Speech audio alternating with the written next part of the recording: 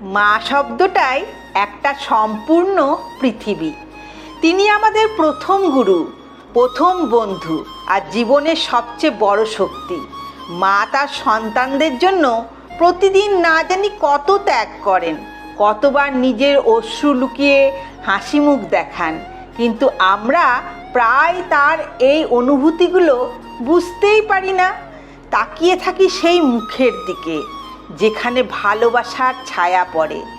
সে মুখটা মায়ের, যে নিজের দুঃখ চেপে সন্তানের সুখ করে। কখনো রাগ বা বিরক্তিতে যখন আমরা মাকে কঠিন কথা বলে ফেলি, তিনি চুপ থেকে যান, কিন্তু তার মনটা ভেঙে যায়। তিনি কিছু বলেন না, কিন্তু ভেতরে ভেতরে কষ্ট পান। আমাদের বুঝতে হবে, আমাদের কথাগুলো মায়ের হৃদয়ে গভীর ক্ষত দিতে পারে। মা তো সেই, যিনি আমাদের একটি হাসির জন্য সব কিছু সহ্য করে নেন।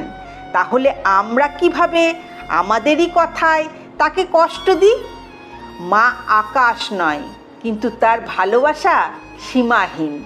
তিনি দেবী নন, তবুও তার ছোঁয়ায় লুকিয়ে থাকে পরম শান্তি। মায়ের ভালোবাসা নিঃস্বার্থ, তিনি বিনিময়ে কিছু চান না, শুধু একটু সম্মান, বোঝাপড়া আর সামান্য কদর। তাই আমাদের উচিত নিজের ব্যবহার আর কথাবার্তায় সচেতন থাকা। মাকে শুধুমাত্র বিশেষ দিনে নয়, প্রতিদিনই ভালোবাসা আর শ্রদ্ধা জানানো উচিত।